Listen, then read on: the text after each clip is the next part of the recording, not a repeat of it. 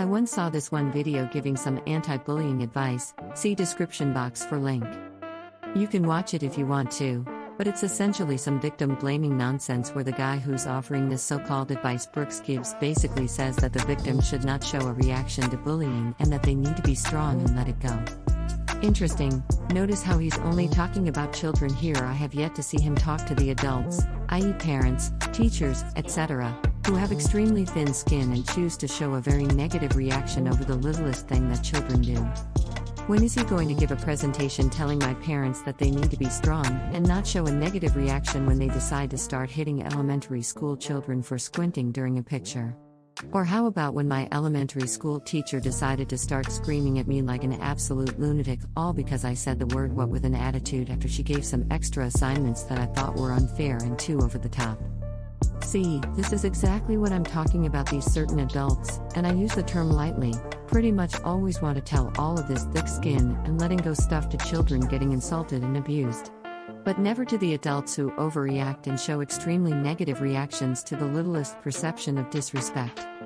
Plus, how good does this "don't show a reaction" stuff actually work?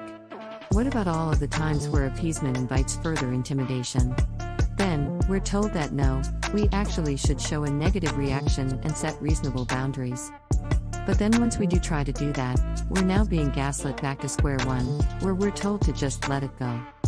Plus, if you want to talk about showing a negative reaction, look no further than the sadists themselves. I don't think I have ever met an obnoxious, sadistic little prick who talked shit, but could actually take it themselves. When my brothers would verbally harass and even physically assault me, my evil, hypocritical parents would tell me to just not show a reaction. But when I started making fun of them and beating them at their own game, they would pretty much always show an extremely negative reaction, and would scream bloody murder and play the victim. Then, I would get in trouble, and be falsely seen as the villain. Here's a perfect example of this from my childhood.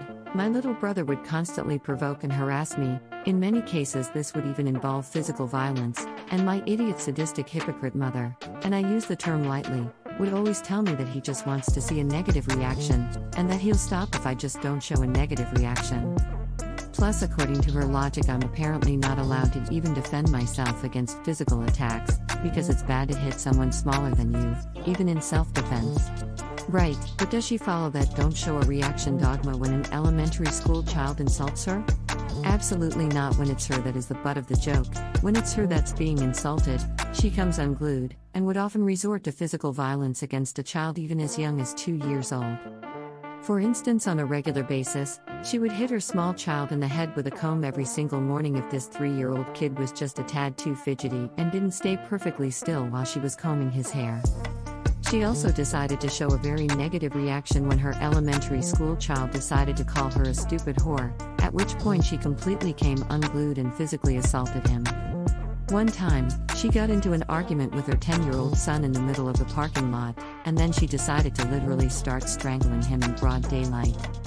"Oh, I'm sorry, ma'am, I thought that you said that we shouldn't show a negative reaction? I thought that you said that it was bad to hit someone smaller and weaker than you in self-defense, yet here you are physically assaulting tiny children." Plus, what would happen if her husband were to hit her with a comb or strangle her in the middle of the parking lot? Would she just let it go and forgive him, while assuming that he loves her and is doing the best he can with the knowledge that he has? No, absolutely not. She would scream bloody murder, divorce him, and take all of his money. Clearly, she loves and protects herself drastically more than she loves and protects her children. Apparently, children get less protections than adults. Adults are usually allowed to protect themselves and retaliate against verbal abuse and disrespect from children. Meanwhile, children who are obviously far more vulnerable are expected to practice constant appeasement and self-destructive pacifism even when being physically attacked, as I'll go into more detail about later on.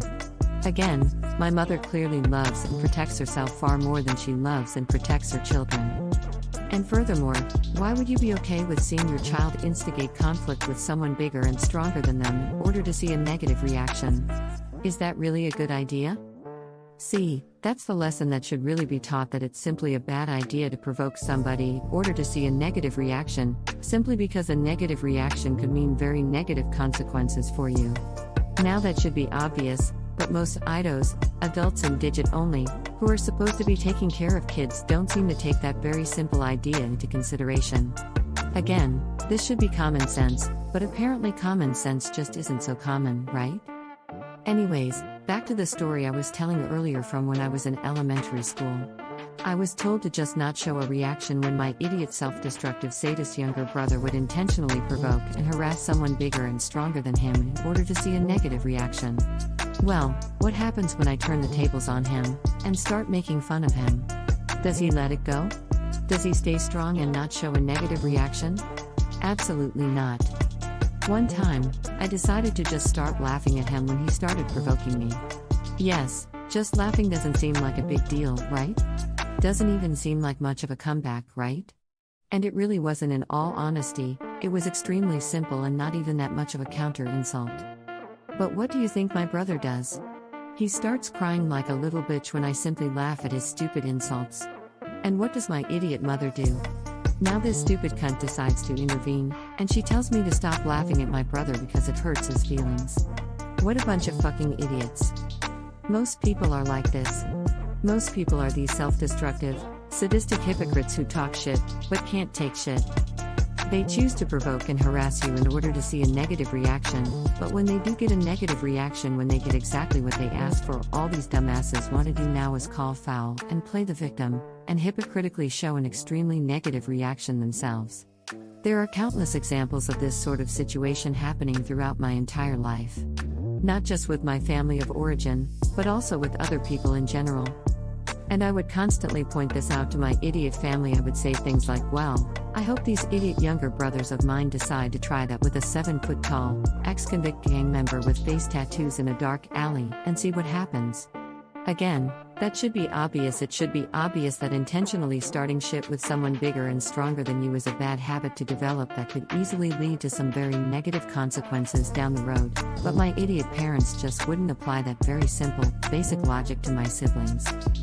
At least, they wouldn't apply that logic when I was the one getting targeted, if my siblings were to ever insult my parents. However, it would be a completely different story like I stated before, and they would definitely intervene, show very negative reactions in order to discipline my brothers. Do you know what my idiot mother would say when I brought up the very realistic dark alley scenario that my brothers could very easily find themselves in at some point in the future if they were to keep doing this bullshit to people? She would call foul and play the victim, and act like I'm some sort of bully, by saying, "Oh no, don't say that, why would you ever want someone to hurt your brothers? That stupid fucking bitch, it's her that's truly wanting my brothers to get hurt. She's actively encouraging them to do things with bad intentions that would obviously backfire on them. And when it's her that's getting insulted, she has no problem with the idea of them getting hurt by somebody, when she decides to physically assault them with a wooden spoon, or with a comb, or with her hands strangled around their necks." Most people are these self-destructive, sadistic hypocrites with no redeeming qualities. My parents don't truly believe in the principle of letting it go and not showing a negative reaction, nor do they truly believe in the principle of self-defense and setting boundaries. Like I mentioned in previous written works, the typical hell monkey does the worst they can with the knowledge they have, and they do the worst of both extremes, proving that they don't genuinely believe in any guiding moral principle other than to be the biggest little shithead that they think they can get away with. My parents preached self-destructive pacifism to me and the other older siblings. They seriously expected us to not fight back when we were getting physically assaulted by these evil little hell monkey demons. And this don't show a reaction thing doesn't always work, like I mentioned before. I remember one time, I was sitting down doing homework, minding my own business, when my self-destructive hell monkey sadist younger brother decided to start punching me in the back. Literally, just started punching me in the back. Now, I actually did try ignoring him at first, but after about 2 minutes of getting punched in the back constantly, I finally told him to fuck off, and I made a motion like I was about to hit him, and then he ran away. "Oh, what's the matter, Mr. Brooks Gibbs? I thought that you said that not showing a reaction was what would make these idiots cut the shit. Are you going to apologize to me and everyone who watched your nonsensical presentation for providing false information? Plus, what would happen if my brother were to start punching my parents in the back for 2 minutes straight? Do you seriously think that they would just let it go and not show a negative reaction?" Absolutely not. They've resorted to using physical violence against them over far more minor things, so there's absolutely no doubt at all whatsoever that they would use physical violence against my hell monkey brother in that situation. Stay tuned for part 2.